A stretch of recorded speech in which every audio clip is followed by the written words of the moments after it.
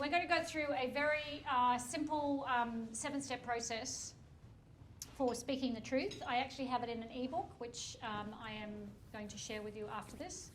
I'll share some of these articles with you so that you've got reference as well. This 7-step process is just another tool for communication, and like a conversation for understanding, but this is how to actually have a truthful conversation with somebody. This is the pre-work that we do with ourselves prior to having the conversation, because we need to make sure that we're showing up to get the best outcome possible. And this particular module, which I'm going to give you very speedily, because normally when I teach this it takes a couple of hours, but I'm going to give you very speedily. This particular module was part of a 2-day program that I created and delivered as part of that big change program in ANZ. It was a program called Dare to Care, How to Speak the Radical Truth with Compassion. But it's this sort of element here that I'm sharing with you has completely and absolutely changed dynamic of relationship hundreds, if not thousands of times. It's a very powerful, very simple tool. As you'll learn though, it's not about the other person, it's entirely about you. Okay, so it's a 7-step process. As I said, you'll have the reference to this after the class. And I'm just going to call it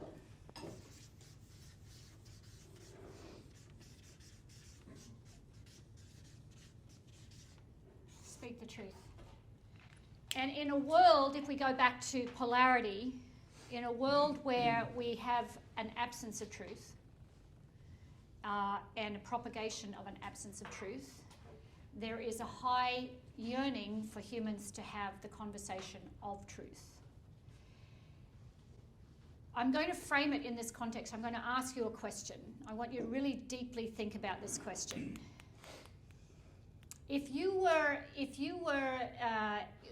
in some part of your life, if you were enacting or living out a behaviour that you were not aware of was a behaviour that was detrimental to the fundamental pattern integrity of you as a human being. Everyone clear? So we're enacting a behaviour.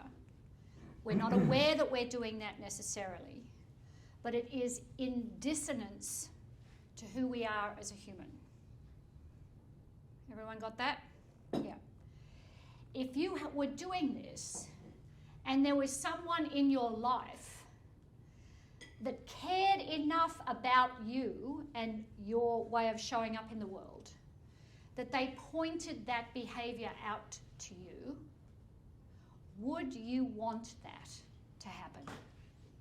Or would you want to continue enacting the behaviour that you may or may not be aware of and not have them tell you? So who would like someone to care enough to tell you about this behaviour? Put your hands up high. Yeah, anyone not want that? You don't want that? It's hard to hear. I'm not saying it's easy to hear. I'm saying would you want to continue walking around the earth doing a behaviour that was dissonant to who you are as a person and to the possibility of you? Would you want to continue to do that? In their opinion, in their eyes, or in my eyes? In your eyes. You don't know about absolutely. Great, thank you. Great. So I've asked this question of thousands of people. I want to give you this context. I've asked this question of thousands of people, and I've had maybe on one hand people who say no. So think about that. Done well and done with love and care, most people, in my experience, want to be held to a higher order of how we enact in the world. The key is how that's delivered. So the material that I've created here for this emerged from a whole bunch of areas, but one of the areas that it emerged from was I was doing a 7-day residential in California. I don't know when, it was a long time ago. And we were put together with a bunch of, there was about 100 people in this program, and we put on teams of 5. And I didn't know any of my other teammates before this experience. So 4 strangers and myself on this team. And around about the 3rd day of a 7-day, one of the members of my team, who I obviously had little awareness of prior to, came up to me.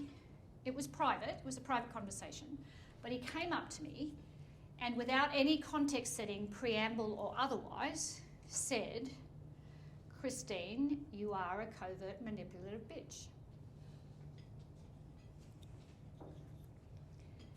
To which I responded,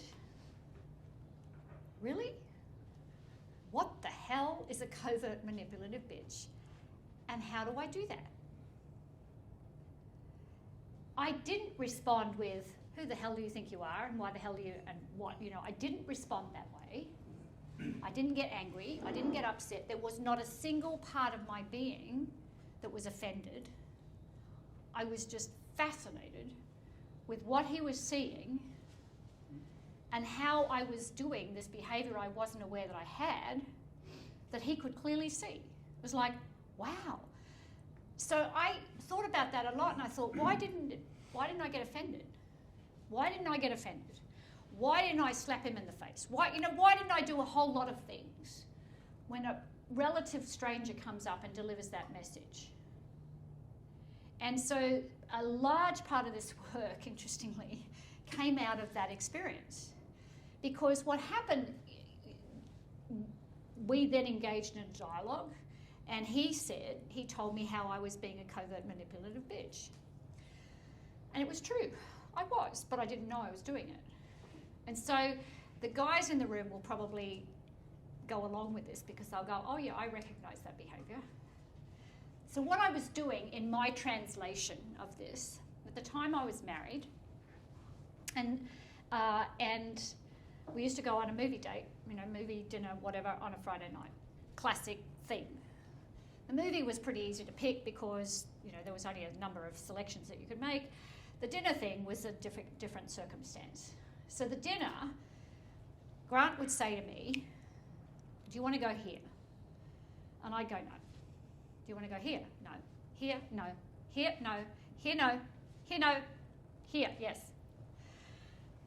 The truth was, I knew the moment he asked me that I wanted to go there. So we played this game of getting around to here so I could get to here, instead of me just saying, "I would like to go there."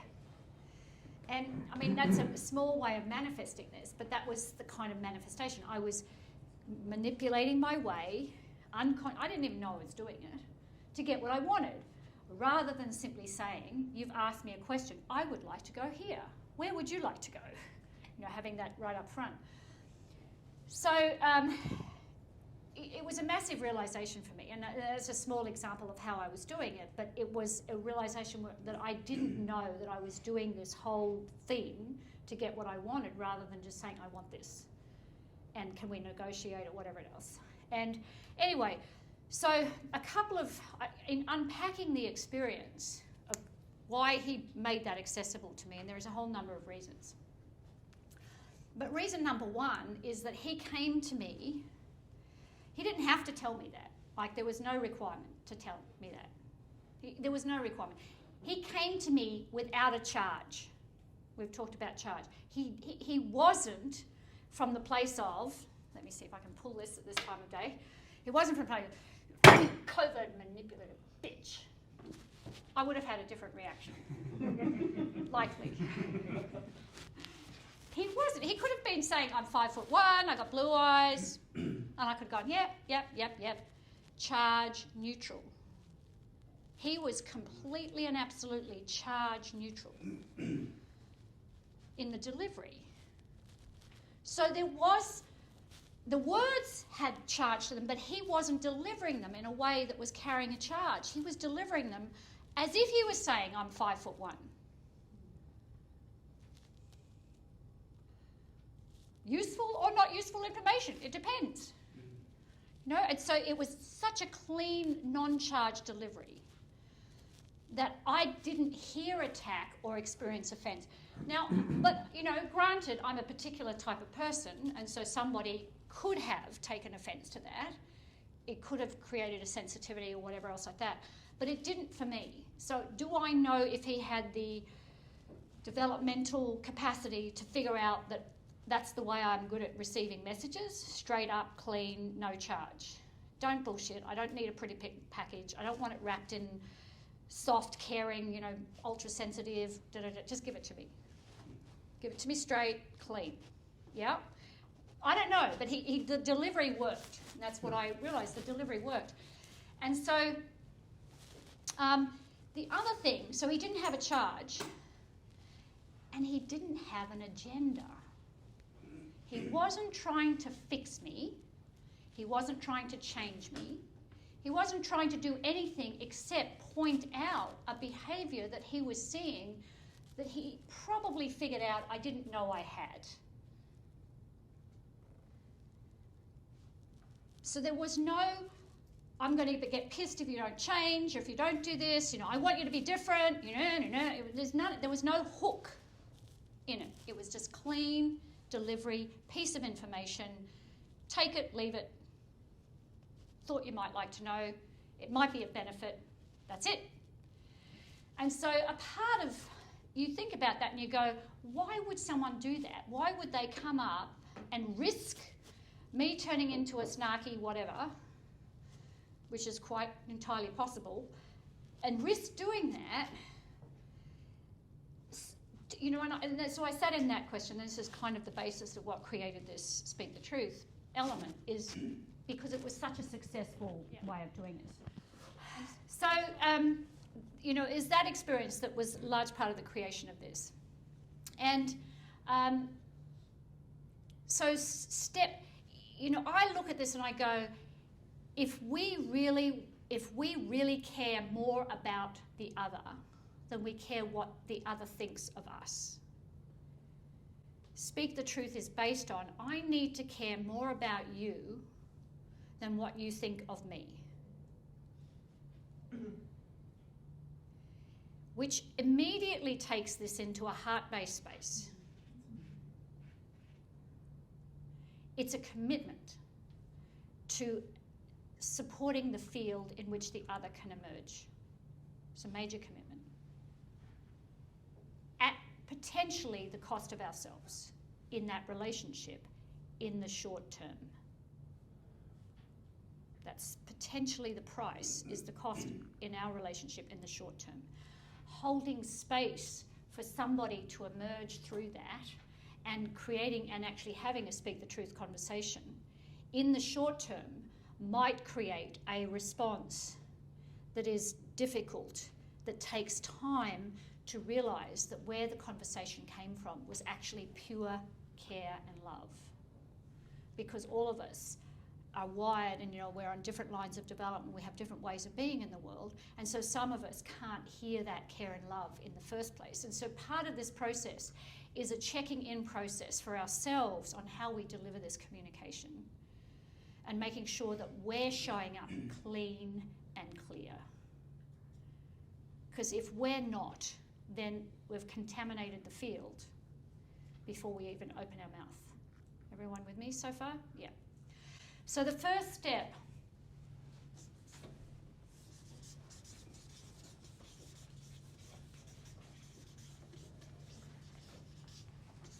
is, what do I want for them?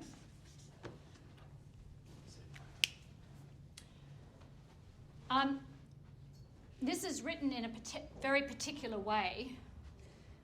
You'll probably start to notice that I try to be particular with my language. This is written in a very particular way. What do I want for them?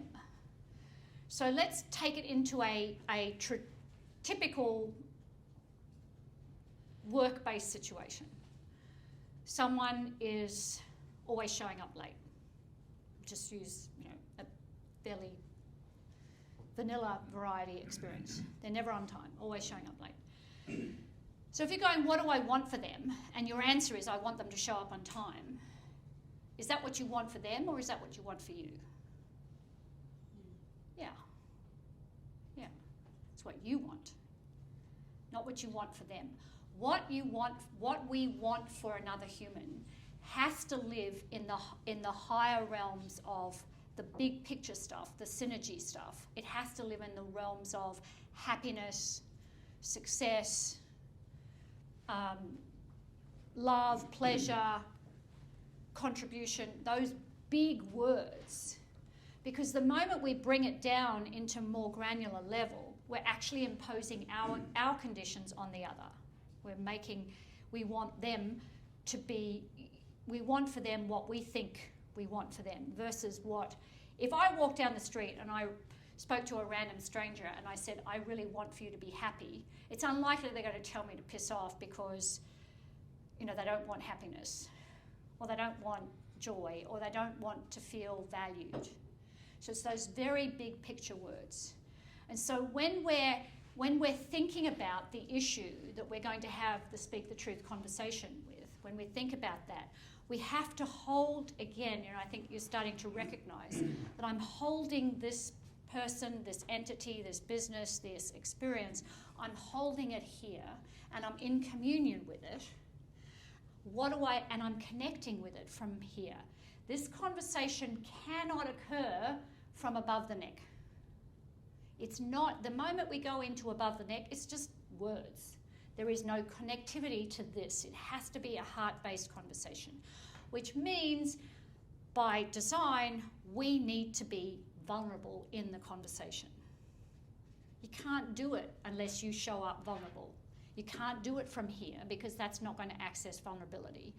And in order for us to have this conversation, we've got to get into our own heart and we've got to speak from that place, which for some people is really uncomfortable, which is why this process is so important. So what do I want for them? We need to tune into that person and really recognize that if there is a truth for us, that we genuinely want for them something. If we cannot find it, in other words, if we don't want for them to be happy or joyful or successful or at peace, whatever those words are, then we can't proceed past step one because we're the problem. If we can't find in ourselves the ability to want good things for the person that we're about to have this conversation with, like really good things, then it's our issue, not theirs. Does that make sense? Yeah. So the reason this is the first question is because we need to connect to this at a profound and intentional level. What do I want for them? And that holds the center of everything else that we will or won't say. If I came into a conversation with Peter, if we were having a disagreement, and I came into a conversation and I genuinely wanted for him to experience joy, and it was in every element of my being, do you think that we would create a different conversation than if I came in wanting for Peter to be on time?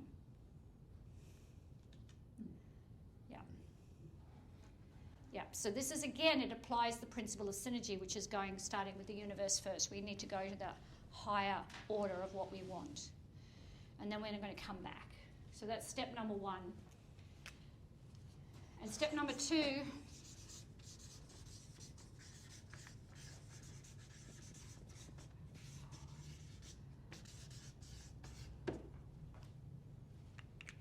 what do I want for me? The reason we have to ask this question is because almost always we have an agenda and we haven't named it. And so the purpose of asking this question is that we've got to get to, remember the iceberg, wherever it is, somewhere, the iceberg. We've got to get to the truth. We've got to get to the truth of our agenda. Who's ever been in a conversation where you're sitting there and you absolutely know that the real agenda has either not arrived yet or it's brewing? It's like, yeah, there's something going on here. They want to say something, or there's something that, they're not being said, and it's sitting there and it's just brewing and it's in the space. And I'm waiting for it. I'm waiting for it to happen. I'm waiting for it to happen. And you can feel it. So this step is owning our agenda. Raw, real, no right and wrong. If you want to strangle them, and that is real for you, it's real for you in that moment. If you can look at that and go, what I want for them is to not be in my life, period. That is the truth for you. It may not be the truth in 3 weeks or in a year or whatever, but right now it is real for you, and you need to look it in the eye and go, this is what I want. Whether you bring it into the conversation or not is your choice, but unless you clearly identify that that's your agenda, you're going to bring it into the conversation whether you like it or not. It will be present. It just will be present.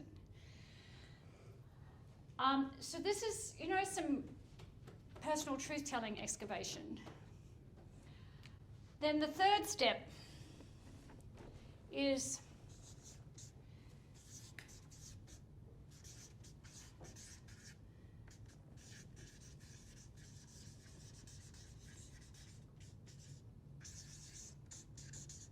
what are my opinions and judgments and thoughts and so on about them?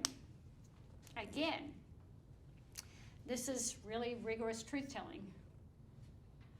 If you think that they're a waste of oxygen on the planet of the Earth or whatever at that particular time, you need to own that that is true for you right now.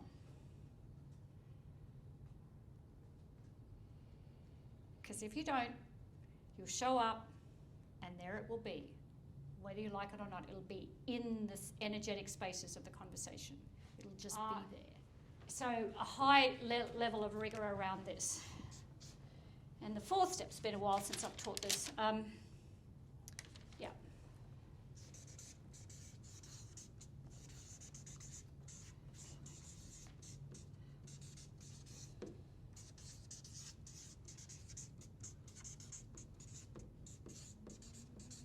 What am I feeling about this conversation?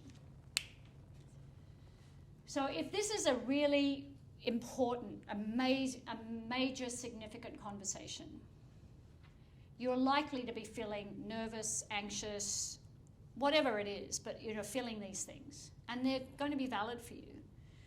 Again, we need to own them. If you're feeling completely inadequate in how to have this conversation, that is also legitimate.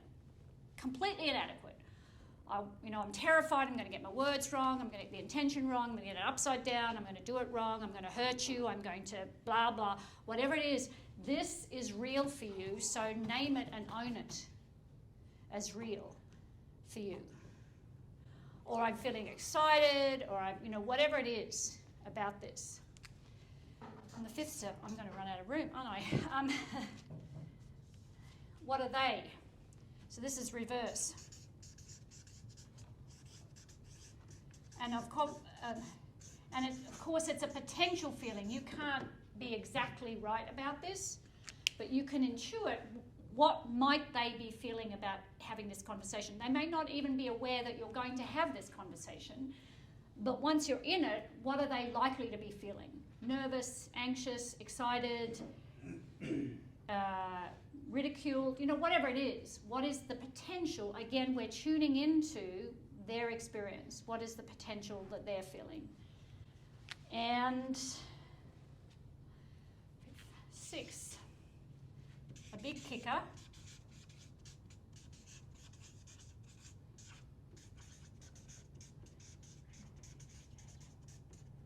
Whoops, that's contributed to this. So what have I contributed to this situation? And there is always, the only time I say there's not an answer to this is if you've inherited somebody at work or whatever, and you've been in relationship with them for maybe a couple of weeks. That's about the limit I'll give people space for saying they haven't contributed. Because we've generally contributed. So this is where we get to look at what have I contributed to whatever this issue is that we're speaking about, the circumstance, the issue, the event, or whatever else like that. What have you contributed to this? Again, it's a claiming of the truth of this. And then the seventh question is, would you be willing?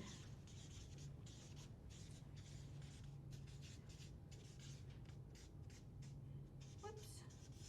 So is to the person, would you be willing to have a conversation with me? This piece is really important because if we're going to be operating in the syntropic world, then we have to give people the rights of sovereignty. We have to give people the right to say no, for whatever reason.